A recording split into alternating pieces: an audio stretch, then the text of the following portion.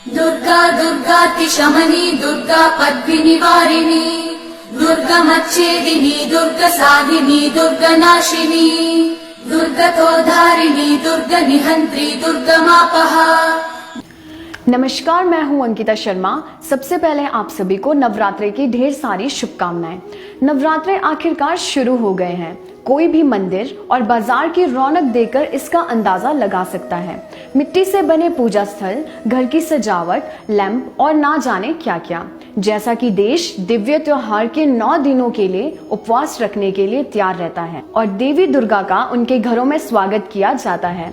आज हम एक नजर डालेंगे कि हम नवरात्रे क्यों मनाते हैं और यह कैसे मनाया जाता है।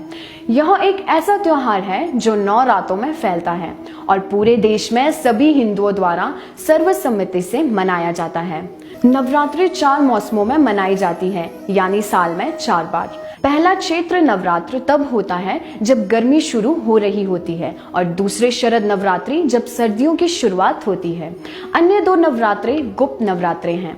हालांकि शरद ऋतु के मौसम का पालन करने वाले नवरात्रों को चारों में से सबसे शुभ माना जाता है। इसे शरद नवरात्रे के रूप में जाना जाता है। यह अश्विन के महीने में हिंदू कैलेंडर के अनुसार मनाया जाता है। अब हम नवरात्रि महोत्सव के इतिहास को जानने की कोशिश करेंगे। इस 9 दिवसीय त्योहार के उत्सव के पीछे काफी कारण है। लोक कथाओं की सभी कहानियों में एक विषय समान है, बुराई पर अच्छाई की जीत। नवरात्र के इतिहास के साथ 2 दिलचस्प महाकाव्य जुड़े हैं और देश भर में अलग अलग नामों और मूर्तियों के साथ बड़ी श्रद्धा और विश्वास के साथ मनाया जाता है। बुराई पर अच्छाई की लड़ाई। उत्तर भारतीय में प्रचलित विश्वास। त्रिदेवों के देवता ब्रह्मा, विष्णु और महेश्वरा ने महिषासुर को एक वरदान दिया कि दुनिया का कोई भी आदमी उसका वध नहीं कर सकता। इस उपहार से सशक्त होकर महिषासुर ने संसार, स्वर्ग और दुनिया को जीतने का मन बनाया। इंद्र के आग्रह पर भगवान ब्रह्मा, विष्णु और शिव ने अपनी स्वयं की दिव्य शक्तियों को मिलाकर देवी दुर्गा की रचना की। त्रिमूर्ति की शक्ति से संपन्न दुर्गा एक दुर्जय प्रतिद्वंदी साबित हुई, जिन्होंने 9 दिनों तक महिषासुर से युद्ध किया।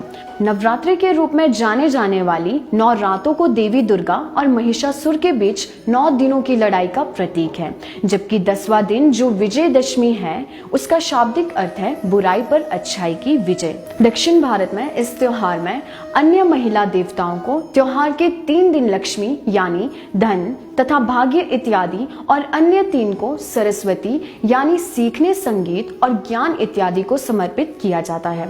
पूर्वी विश्वास भगवान शिव के विनाश का नृत्य। हिमालय और मैदानी इलाकों के राजा दक्ष और उनकी पत्नी मेनका की एक बेटी थी जिसका नाम उमा था।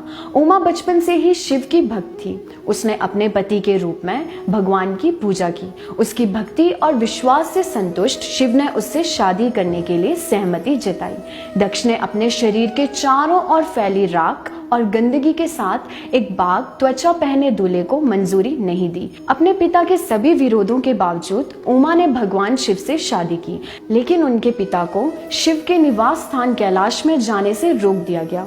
भगवान शिव और दक्ष एक दूसरे से अक्सर नाराज रहते थे। बाद में दक्ष ने एक यज्ञ की व्यवस्था की जहाँ शिव को छोड़कर सभी को आमंत्रित किया गया था। उमा अपने पति के साथ हो रहे व्यवहार पर शर्म महसूस कर रही थी और अपने पति के प्रति रवैये से हैरान होकर सती ने वहीं यज्ञ स्थान पर आकर जलती चिता में खुद को चढ़ा दिया। शिव को जब इस बारे में पता चला तो वह दक्ष के घर गए। शिव ने उमा के शरीर को अपने कंधों पर उठा लिया और पागल होकर नाचने लगे।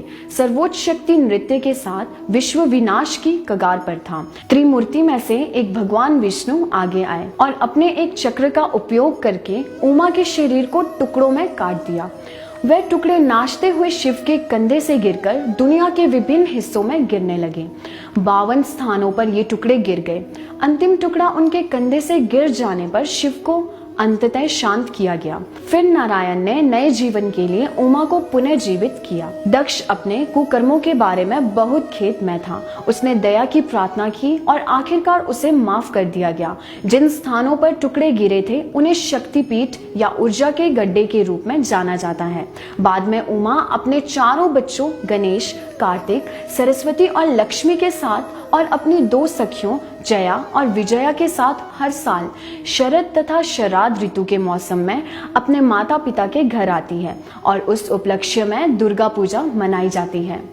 10वें दिन को विजयदशमी के रूप में जाना जाता है। इस दिन माँ दुर्गा की एक मूर्ति को पानी में विसर्जित किया जाता है। इसके अलावा 9 दिवसीय उत्सव के दौरान देवी के सभी 9 अवतार प्रदर्शित होते हैं। भगवान राम और देवी दुर्गा के अलावा अन्य देवताओं जैसे लक्ष्मी, सरस्वती, गणेश, शिव, कार्तिकेय और कृष्ण को भी भारत के विभिन्न क्षेत्रों में श्रद्धांजलि दी जाती है। तो इसी के साथ आज आपने जाना नवरात्रों के पीछे का इतिहास। तो जाते जाते आप सभी को फिर से नवरात्रि की हार्दिक शुभकामनाएं। धन्यवाद। लाइव टाइम्स टीवी के फेसबुक पेज को लाइक करें और यूट्यूब चैनल को सब्सक्राइब करना मत भूलिएगा।